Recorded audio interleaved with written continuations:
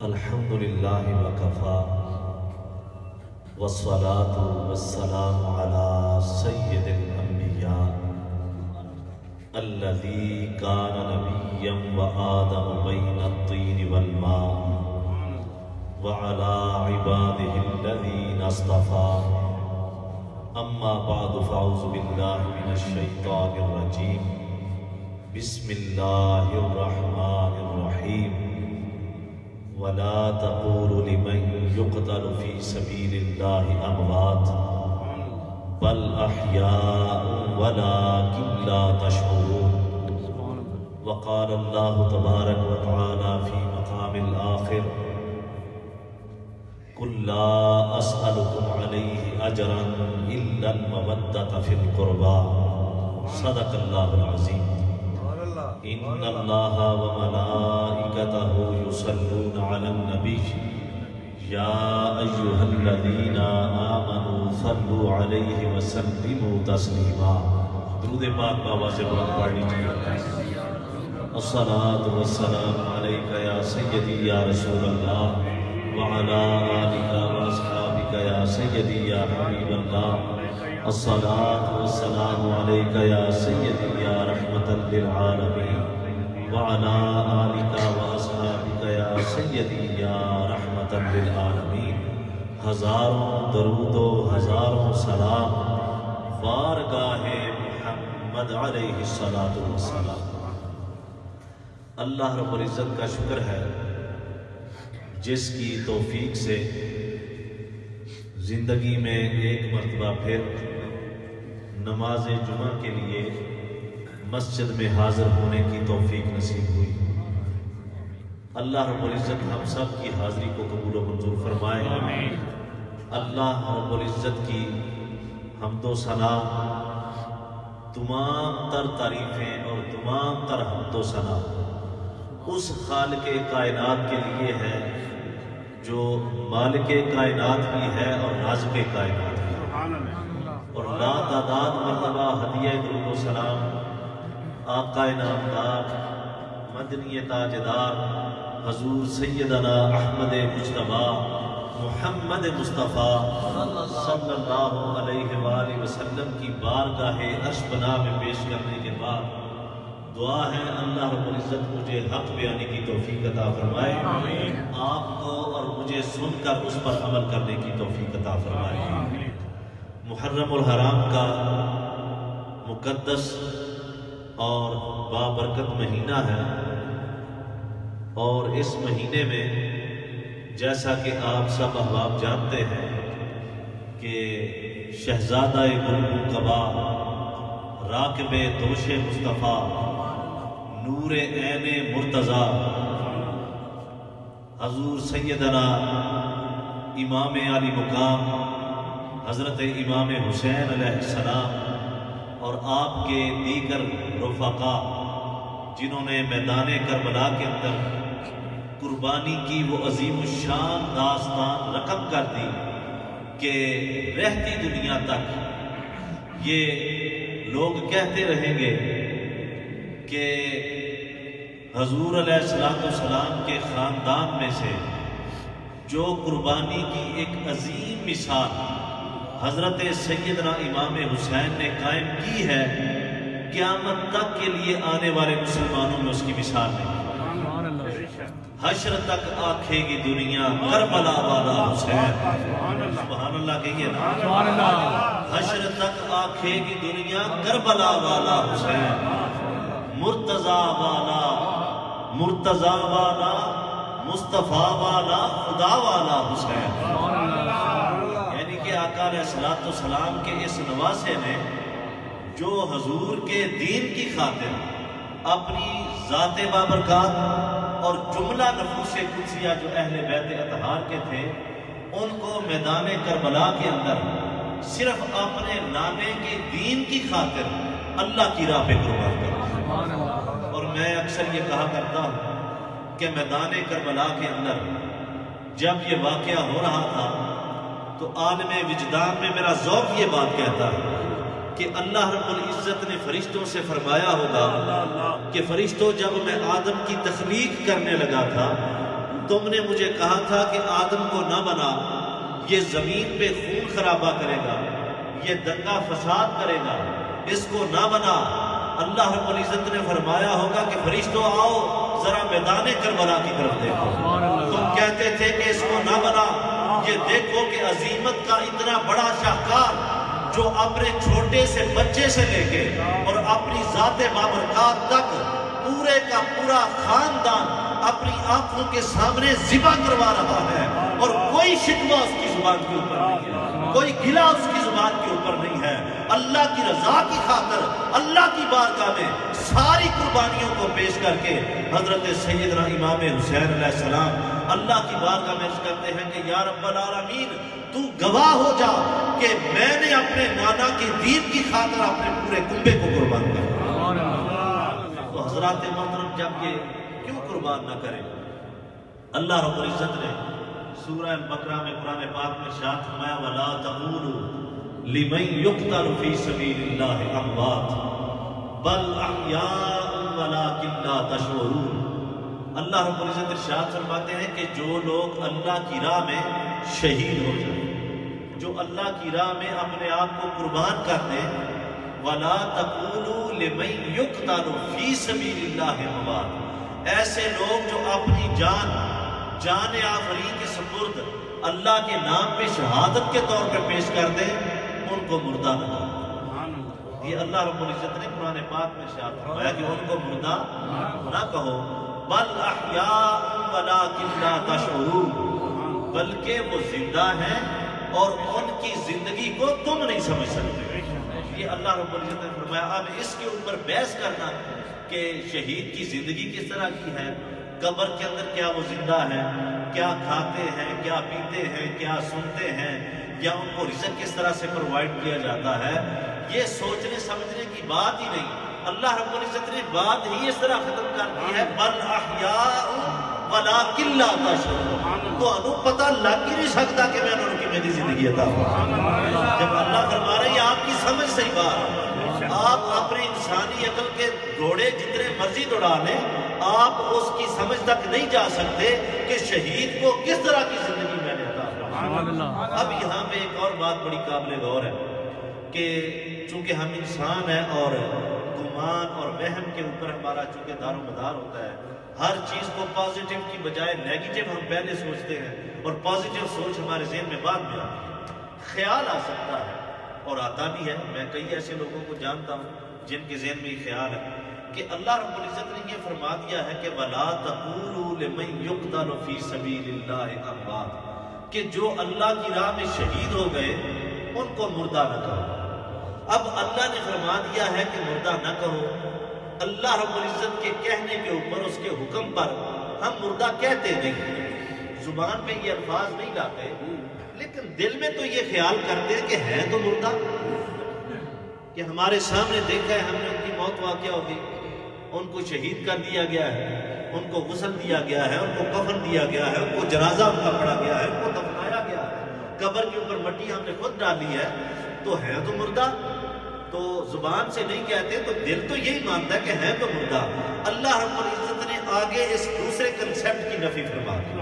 اللہ رب العزت نے فرمایا وَلَا تَحْسَبَنَّ الَّذِينَ قُتِلُوا فِي سَبِيلِ اللَّهِ أَمْوَاتٌ، جو لوگ اللہ کی راہ میں شہید ہو جائیں دل کے اندر بھی خیال نہ کرو کہ وہ مر گئے، دل کے اندر بھی یہ خیال نہ کرو۔ پہلے زبان سے کہنے سے منع فرمایا، پھر اللہ رب العزت نے فرمایا کہ دل کے اندر بھی یہ خیال نہ کرو کہ شاید ان کی موت ہو گئی، وہ مر گئے۔ اللہ رب العزت ارشاد فرماتا ہے کہ وہ زندہ ہے اور قبر کے اندر اللہ رب العزت انہیں رزق عطا فرماتا۔ یہ شہید کی شان ہے، میں ضمناً بات عرض کرتا ہوں، یہ شہید کی شان ہے۔ اور شہید کو شان کیسے ملی ہے؟ بولیے نا، شہید نے مصطفیٰ کا کلمہ پڑھا ہے، حضور کی امت میں آیا ہے۔ اگر آقا کی امت میں نہ ہوتا، کلمہ حضور کا نہ پڑھتا تو موت آ جاتی لیکن شہید نہ ہوتا۔ شہید کو درجہ اس لیے ملا کہ کملی والے کا کلمہ پڑھا، جب کملی والے کا کلمہ پڑھنے کے بعد شہید کو یہ مقام ملتا ہے کہ اللہ فرماتا ہے کہ دل میں بھی نہ سوچو کہ وہ مردہ ہو گئے، ہم ان کو رزق عطا فرماتے ہیں۔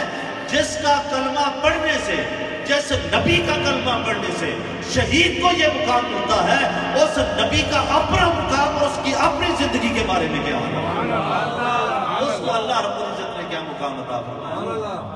تو نبی کریم صلی اللہ علیہ وآلہ وسلم کے اس پیارے نواسے نے شہادت کی وہ عظیم داستان رقم کر کے یہ پیغام دے دیا کہ میں حسین ہوں اور حسین نبی کا نواسا ہوں، میں جو نبی کے کندھوں پہ سواری کرتا رہا ہوں، کل دین کو اپنے کندھوں کی سواری دے کر قیامت تک کے لیے بچا کے دکھاؤں۔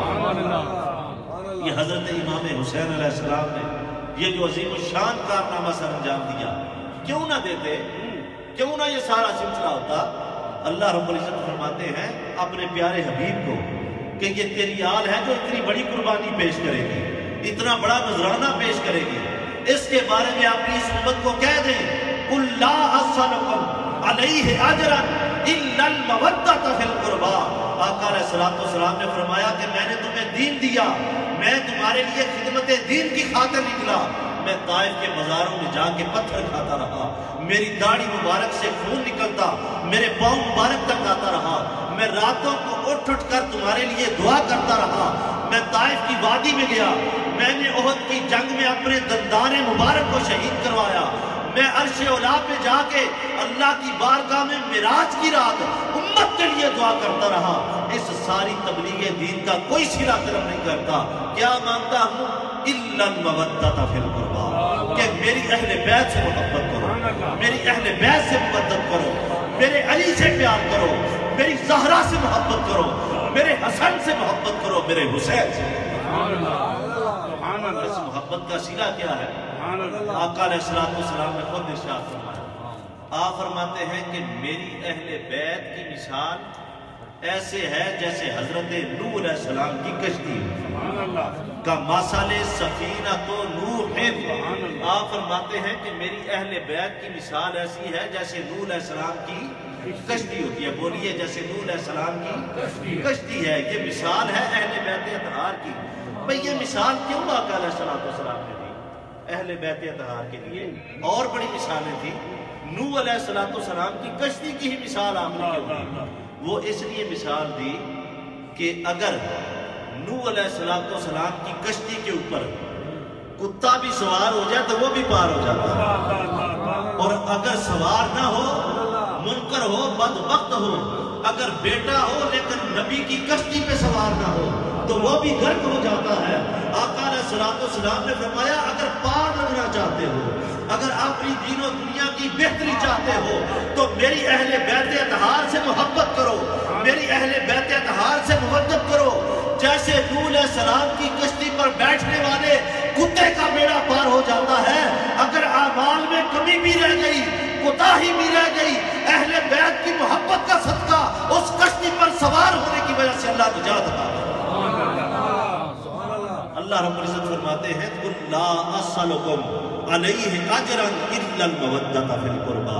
اور ایک اور بڑی خاص بات آپ کے سامنے عرض کروں گا، یہ آقا علیہ السلام نے فرمایا کہ میری اہل بیت کی مثال ایسے ہے جیسے آسمان کے ستارے، جیسے آسمان کے ستارے ہیں۔ یا رسول اللہ صلی اللہ علیہ وسلم، اس سے کیا مراد ہے کہ جیسے آسمان کے ستارے ہیں؟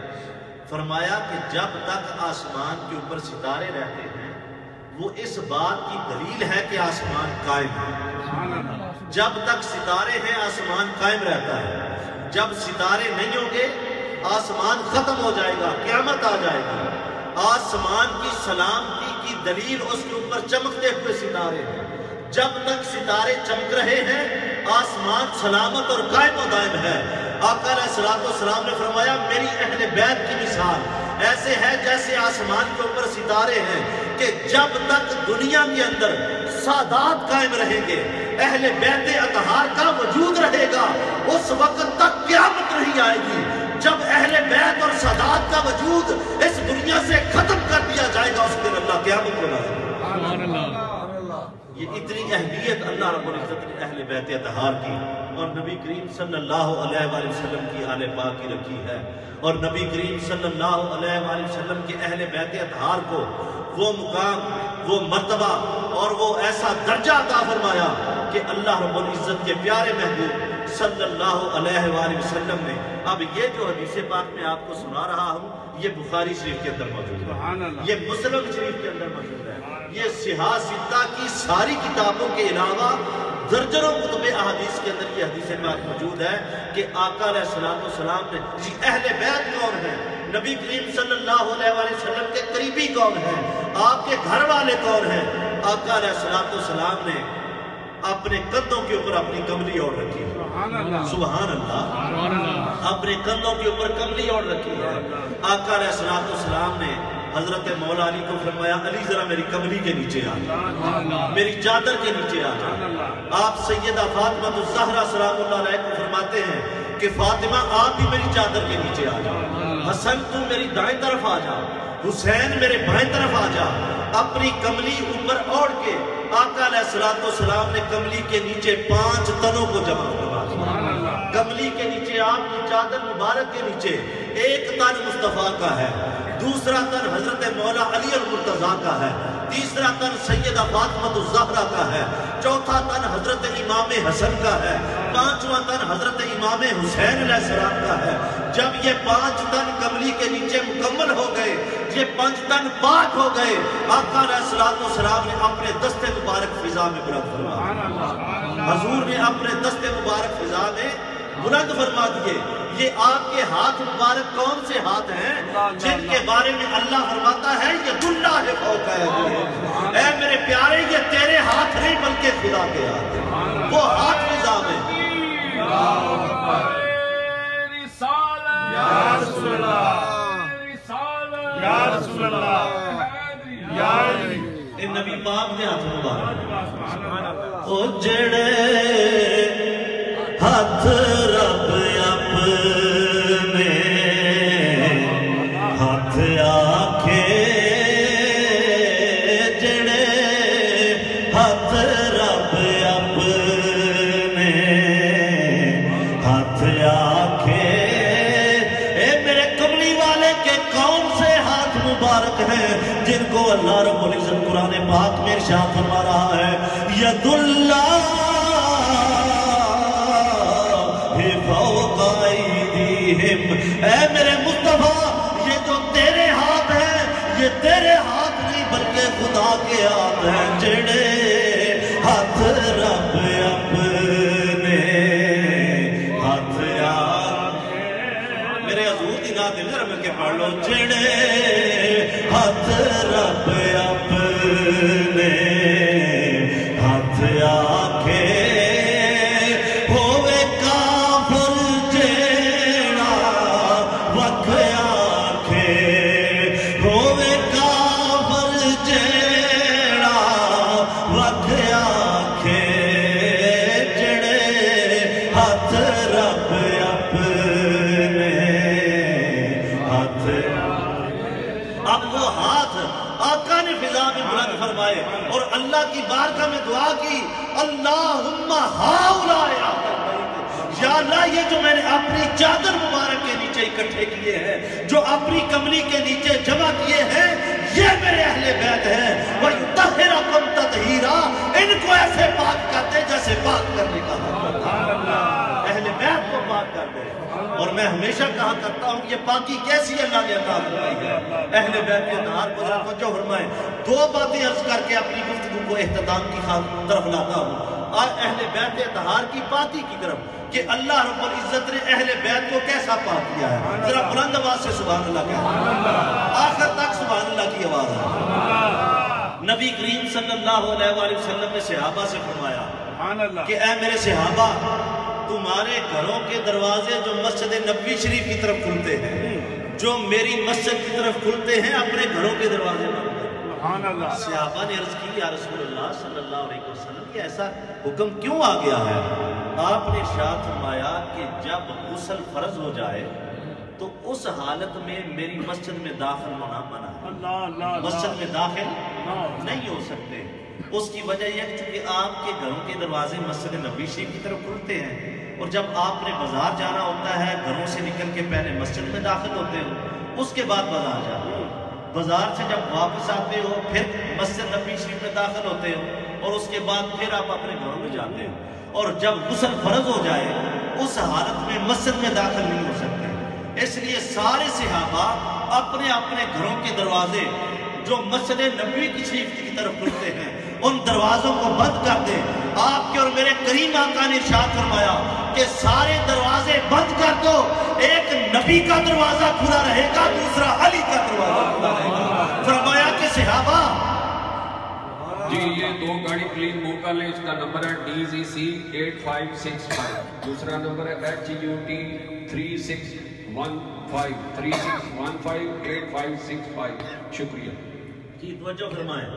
آپ کے اور میرے کریم آقا علیہ السلام نے ارشاد فرمایا کہ صحابہ جب غسل فرض ہو جائے تو میری مسجد میں داخل نہیں ہو سکتے، آپ اپنے گھروں کے دروازے بند کر لیں، ایک نبی کا دروازہ کھلا رہے گا، دوسرا علی کا دروازہ کھلا رہے گا۔ مصطفیٰ نے پیغام امت کو یہ دے دیا کہ جو چیز تمہیں ناپاک کرتی ہے وہ نہ نبی کو ناپاک کرتی ہے نہ علی کو ناپاک کرتی ہے۔ وَيُطَهِّرَكُمْ تَطْهِيرًا، ایسا پاک اللہ نے کیا جیسا پاک کرنے کا حق ہوتا ہے، جیسا پاک کرنے کا حق ہوتا ہے۔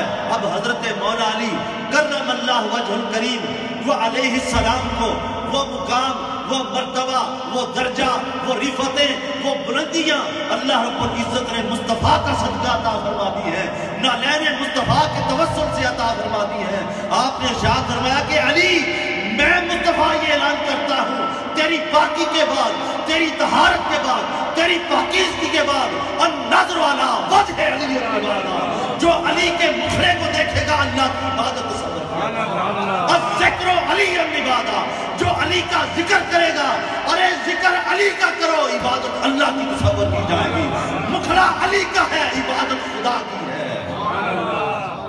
اسی لیے علی لکھنا، علی پڑھنا،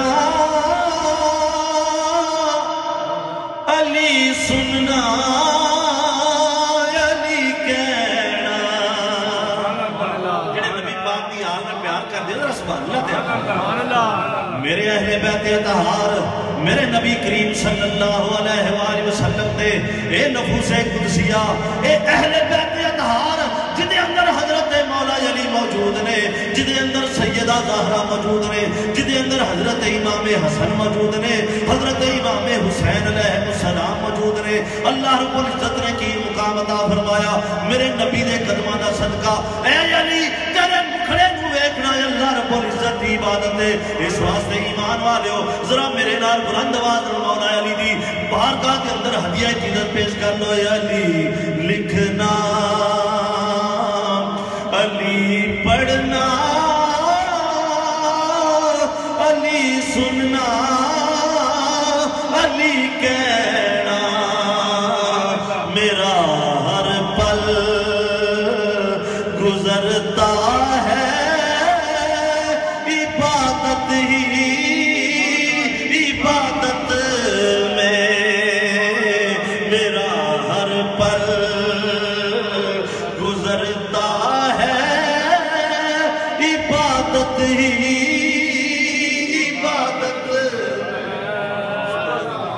جب حضرت مولا علی کرم اللہ وجہ الکریم آقا فرماتے ہیں کہ یہ میرے اہل بیت اطہار ہیں، جو چیز تمہیں ناپاک کرتی ہے اور میرے علی کو ناپاک نہیں کرتی، نہ وہ نبی کو ناپاک کرتی ہے۔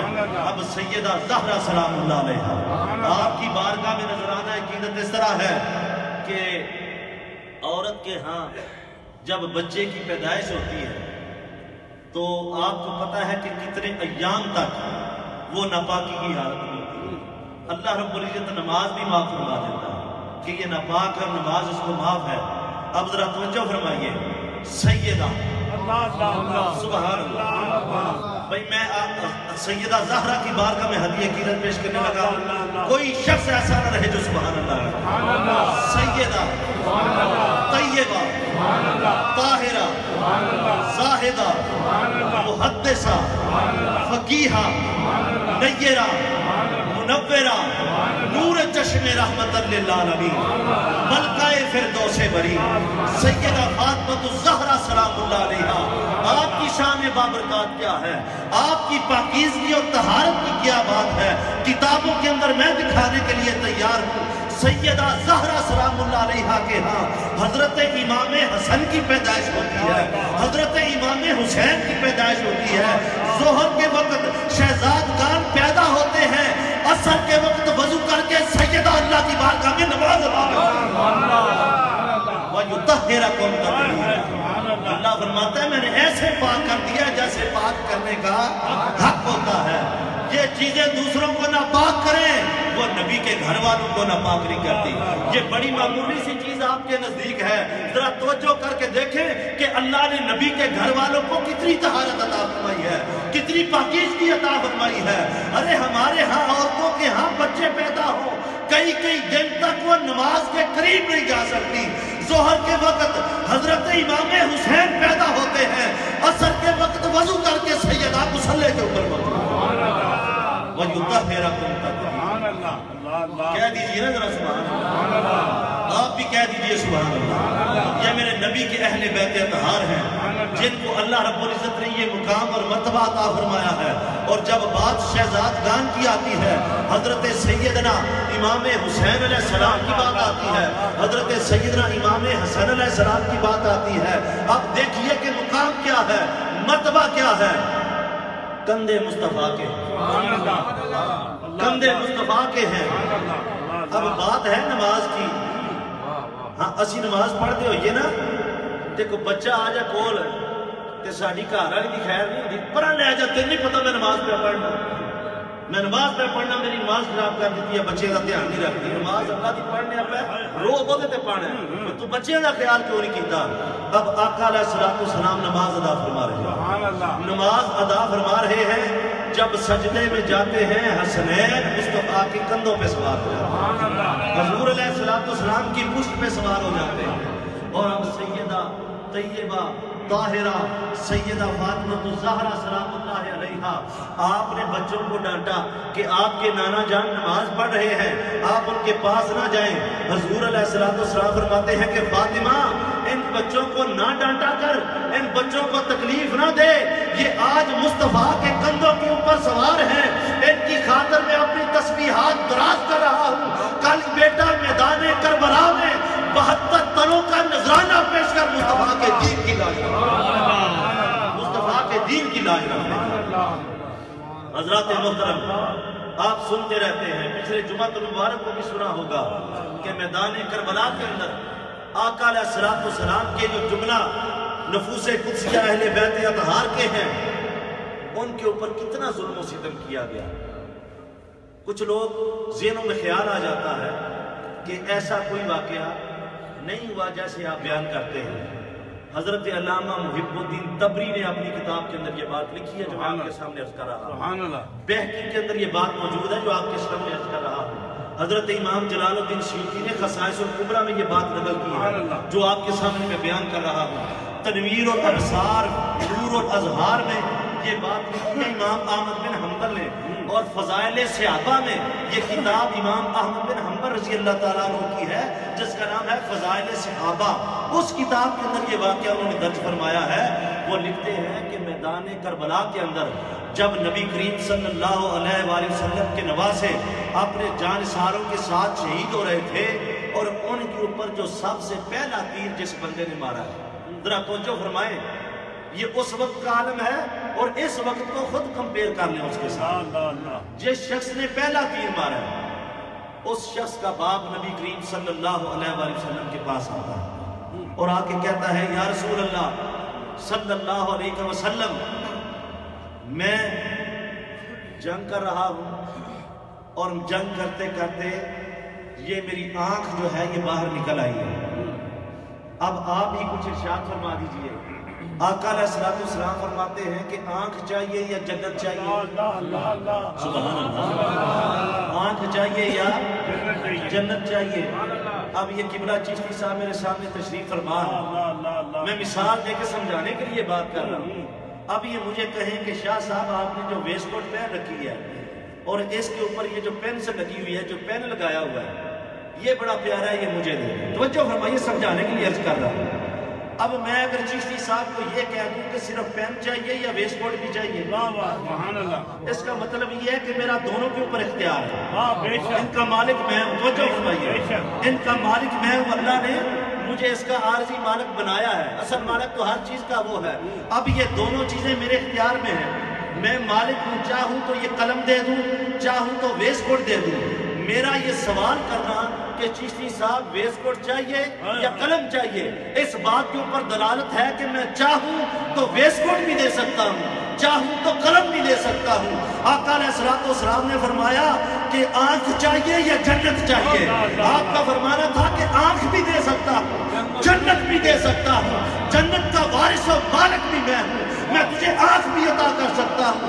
اب صحابی کو مانگنے کا طریقہ تھا، اس نے کہا یا رسول اللہ آپ کا کیا جاتا ہے، جنت آنکھ میں نے مانگی ہے، جنت آپ نے بولا ہے، آنکھ بھی عطا کر دے، جنت بھی عطا کر دے۔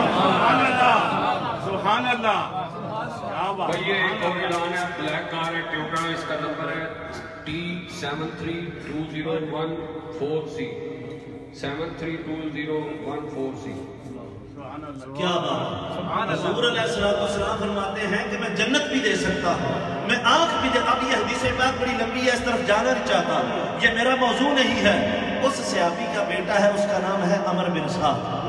اب وہ عمر بن سعد جو ہے وہ پہلا تیر حضرت امام حسین کے اوپر وار کرتا ہے۔ اب دیکھیے کہ اس وقت صحابیوں کے بیٹے ہیں جو سامنے موجود ہیں، اس طرف یزید کے لشکر میں اور ادھر اہل بیت اطہار موجود ہے۔ جب اس وقت لوگوں نے یہ نہیں پہچانا کہ یہ وہ حسین ہے جو رسول کے کندھوں پہ سواری کر رہا ہے، یہ وہ حسین ہے جس کے کانوں میں مصطفیٰ نے اذان پڑی ہے، یہ وہ حسین ہے جس کو رسول نے اپنا لعاب دفن جس کے منہ میں ڈالا ہے، یہ وہ حسین ہے جس کی خاطر مصطفیٰ نے اپنے سجدے دراز کیے ہیں، یہ وہ حسین ہے جو مسجد نبوی میں آ جائے مصطفیٰ خطبہ دیتے ہوئے جس کے لیے ممبر چھوڑ دیتے ہیں، ممبر سے اتر کر حسین و حسن کو پکڑ کر ایک کو دائیں طرف بٹھاتے ہیں، دوسرے کو بائیں طرف بٹھاتے ہیں اور کیا فرماتے ہیں، اذکرکم اہل بیتی، اذکرکم اللہ اہل بیتی، اذکرکم اللہ اہل بیتی۔ لوگوں میں اپنی اہل بیت کے بارے میں تمہیں اللہ کا خوف دلاتا ہوں، اپنی اہل بیت کے بارے میں اللہ کا خوف دلاتا ہوں۔ 3 مرتبہ رحمت عالم صلی اللہ علیہ وسلم نے فرمایا کہ میری اہل بیت کے بارے میں اللہ سے ڈرو، میرے سادات کے بارے میں اللہ سے ڈرو، میرے حسن کے بارے میں اللہ سے ڈرو، میرے حسین کے بارے میں اللہ سے ڈرو۔ یہ سارے وہ لوگ تھے جن کو یہ ساری حدیثیں پتہ تھی، جن کو مصطفیٰ کی آل کا پتہ تھا، اس وقت خیال نہیں کیا گیا۔ تو اگر آج کوئی یہ کہہ دے کہ حضور علیہ السلام کے گھرانے پہ ظلم نہیں ہوا، یہ ساری من گڑت کہانیاں ہیں، تو تاریخ والے آج سے 800 سال پہلے، 900 سال پہلے، 1000 سال پہلے یہ سارے واقعات کتابوں کے اندر درج کر کے گئے ہیں۔ اور جن کتابوں کی میں نے بات کی، آخری بات میں عرض کرتا ہوں اس حوالے سے، حضرت امام حسین علیہ السلام کو جو میدان کربلا میں شہادت کے بعد بھی جو درجہ اللہ رب العزت نے عطا کیا، سبحان اللہ، توجہ فرمائیے، سبحان اللہ۔ حضرات محترم، مکی مسجد کی انتظامیہ کے احباب چندہ کے لیے آ رہے ہیں، تو دل کھول کے اپنے جتنے بھی احباب ہیں دل کھول کے آپ بڑھ چڑھ کے مسجد کی خدمت کریں اور اپنا حصہ جو ہے وہ اللہ کی راہ میں اس نیت سے حضرت سیدنا امام حسین علیہ السلام اور دیگر شہداء کربلا کے ایصال ثواب کی نیت سے آج اپنا حصہ جو ہے یہ مسجد میں چندے کے طور پہ بڑھ چڑھ کے پہلے سے زیادہ پیش کریں۔ اللہ رب العزت آپ صاحب کو اجر کثیر عطا فرمائے۔ توجہ فرمائے، بڑی خاص بات آپ کے سامنے عرض کرنے لگا۔ جب شہداء کربلا کو میدان کربلا میں شہید کر دیا جاتا ہے اور سارے نفوس قدسیہ کی پامالی کی جاتی ہے، اس وقت حضرت سیدنا امام حسین علیہ السلام کا سر انور نیزے کے اوپر لٹکا کے دمشق کے بازاروں میں گھمایا جاتا ہے۔ حضرات توجہ فرمائے، دمشق کے بازاروں میں نیزے کے اوپر امام پاک کا سر جو ہے وہ لٹکا کے پھرایا جاتا ہے، اور دمشق کی جامعہ مسجد کے پاس سے جب وہ نیزے کے اوپر امام پاک علیہ السلام کا سر انور لٹکا کے گزر رہے ہیں، تو دمشق کی جامعہ مسجد کا جو امام اور خطیب ہے وہ اس وقت کیا کہہ رہا ہے؟ یہ بات امام جلال الدین سیوطی نے اپنی کتاب میں لکھی ہے. حضرت امام احمد بن حنبل نے اپنی کتاب تاریخ الخلفاء میں یہ واقعہ بیان فرمایا کہ اس وقت جو مسجد کا خطیب ہے وہ پتہ کیا کہہ رہا ہے؟ ام حسبت ان اصحاب الکہف والرقیم کانوا من آیاتنا عجبا. وہ کہہ رہا ہے کہ لوگوں، اصحاب کہف کا واقعہ بڑا عجیب واقعہ ہے. کیا تم گمان کرتے ہو کہ اصحاب کہف کا واقعہ اللہ کی نشانیوں میں سے بڑا عجیب واقعہ ہے؟ اور جب یہ بات سنی تو حضرت سیدنا امام حسین علیہ السلام کے کٹے ہوئے سر نے کلام کیا. یہ امام جلال الدین سیوطی نے بھی لکھا ہے، حضرت امام احمد بن حنبل نے بھی لکھا ہے، یہ بہقی میں بھی لکھا ہے. اور ایک بات ذہن نشین رکھ لیں کہ حضرت آدم علیہ السلام سے لے کے واقعہ کربلا تک اور آج تک، توجہ فرمانی میں آج تک کی بات کر رہا ہوں، جتنی اللہ رب العزت نے مجھے سمجھ عطا فرمائی ہے یا جتنا میں نے پڑھا ہے، اگر کسی کے علم میں ہو تو وہ بتا سکتا ہے. حضرت آدم علیہ السلام سے لے کے آج تک کوئی شخص ایسا نہیں گزرا جس کا سر تن سے جدا کر دیا جائے اور وہ اللہ کے قرآن کی تلاوت کر رہا ہے. وہ پوری کائنات کے اندر صرف حسین ہے جس کا سر تن سے جدا کر دیا گیا لیکن پھر بھی اللہ کے قرآن کی تلاوت کر رہا ہے. اور جب یہ پاس سے گزرتے ہیں تو حضرت امام حسین کے سر انور سے آواز آتی ہے، ان عاجب من اصحاب الکہف قتلی و حملی، کہ اصحاب کہف سے زیادہ عجیب بات یہ ہے کہ حسین کو قتل کیا جانا، حسین کو شہید کیا جانا اور اس طرح بازاروں میں لے کے اس کو گھمانا، یہ اصحاب کہف کے واقعہ سے بھی زیادہ عجیب بات ہے. اب توجہ فرمائیے کہ حضرت امام پاک نے یہ کیوں اشارت فرمایا کہ اصحاب کہف سے کیوں اس کو مثال دی، کہ کیوں زیادہ عجیب ہے؟ اس میں دو چیزیں ہوتی ہیں، ذرا توجہ فرمائیے. ایک چیز ہوتی ہے ما بہل اشتراک، ایک چیز ہوتی ہے ما بہل امتیاز. ایک چیز جو اکٹھی ہوتی ہے، جو اشتراک میں ہو، مقابلہ اس کا ہوتا ہے، اس کو اس میں شریک کرنا پڑتا ہے. مثال کے طور پہ کوئی شخص یہ کہہ دے کہ فلاں اس سے زیادہ حسین ہے، جب مقابلہ اس بات کا ہو تو حسن میں دونوں کو شریک ماننا پڑے گا کہ دونوں حسین ہیں لیکن یہ زیادہ حسین ہے، یہ اس سے زیادہ لمبا ہے، لمبائی میں قد و قامت میں دونوں کو شریک ماننا پڑے گا. یہ فلاں زیادہ بہادر ہے، بہادری میں دونوں کو شریک ماننا پڑے گا. اب حضرت امام حسین علیہ السلام نے فرمایا کہ میرا شہید کیا جانا اور بازاروں میں پھرنا اصحاب کہف سے زیادہ عجیب ہے. اب یہ جو عجب ہے اس کا تقابل ہو رہا ہے. اب اس میں ما بہل اشتراک کیا ہے؟ کیا چیز مشترک ہے؟ مشترک یہ ہے کہ اصحاب کہف نے بھی اللہ کی رضا کے لیے وطن چھوڑا، امام حسین نے بھی اللہ کی رضا کے لیے وطن چھوڑا. اب دوسری اشتراک والی چیز کیا ہے کہ انہیں بھی بادشاہ وقت کے ظلم کا سامنا کرنا پڑا، ڈیوس کا، دقیانوس کا. اور حضرت امام حسین کو بھی بادشاہ وقت کا اس کا سامنا کرنا پڑا، اس کے ظلم کا. یہ تو دونوں میں بات ہے اشتراک کی. اب ما بہل امتیاز کیا ہے؟ حضرت امام حسین کو اصحاب کہف سے کس چیز نے زیادہ ممتاز کیا اور کس طرح زیادہ عجیب ہے؟ توجہ فرمائیے. بات یہ ہے کہ اصحاب کہف بادشاہ کے ڈر سے نکلے تھے، بادشاہ سے ڈر کے بھاگ کے نکلے تھے.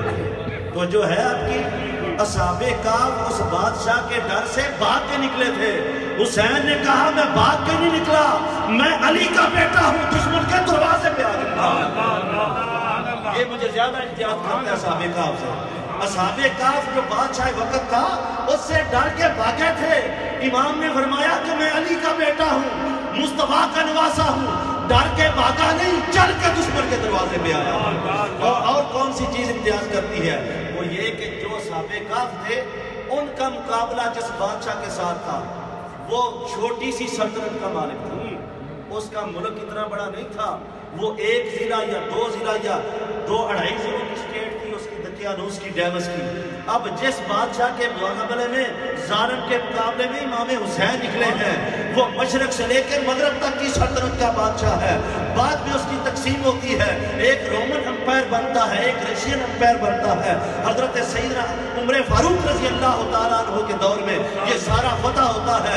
इतनी बड़ी सल्तनत का जालिम बादशाह है, वो छोटा बादशाह था, ये इतनी बड़ी सल्तनत का बादशाह। इमाम ने फरमाया मैं उसके मुकाबले में आके खड़ा होके अपने नाने की दीन का झंडा बुलंद करके कहता हूँ कि असहाबे काफ से ज्यादा अजीब हुसैन का वाक़या। ये हजरत इमाम पाक और नबी करीम सल्लल्लाहु अलैहि वसल्लम की अहले बैत अतहार है। हजरात मोहतरम, इसी सिलसिला में एक ऐलान समाअत फरमाए, ज़ेन तशरीह रखें कि इमाम हम्माम सैयद शुहदा हजरत इमाम हुसैन अलैहिस्सलाम की बारगाह में अजीम शान नजराना पेश करने के लिए जैसे हर साल मक्की मस्जिद में शहादत कॉन्फ्रेंस होती है, उसी तरह ज़ौक़ और शौक़ के साथ इंशाअल्लाह कल बरोज़ हफ्ता मगरब के टाइम में बड़ी अजीम शान शहादत कॉन्फ्रेंस इंशाअल्लाह यहाँ पे मुनक़्क़िद हो रही है, इंटरनेशनल शहादत कॉन्फ्रेंस, जिसमें दूसरे उलमा के अलावा इंग्लैंड से जनाब साहबजादा पीर सैयद अहमद हुसैन शाह साहब तिरमिज़ी वो तशरीफ ला रहे हैं, वो खिताब फरमाएंगे। और इसके अलावा ये मेरे लिए बड़ी एजाज़ की बात है, पिछले दिनों मेरे किबला वालिद साहब तशरीफ लाए, उनका खिताब आपने सुना, उनकी ज़ियारत की। और मक्की मस्जिद में जो कल शहादत कॉन्फ्रेंस हो रही है, उसमें मरकजी खिताब के लिए नॉर्वे से मेरे चाचू जान आलमी मुबल्लिग इस्लाम खतीब यूरोप जनाब साहबजादा अलहाज पीर सैयद नेमत अली शाह साहब बुखारी, खतीब आज़म नॉर्वे ओस्लो, वो तशरीफ ला रहे हैं, खुसूसी खिताब फरमाएंगे। तमाम अहबाब ज़ौक़ व शौक़ के साथ दोस्तों के साथ तशरीफ लाए। वमा अलैना इल्ला अल-बलाग।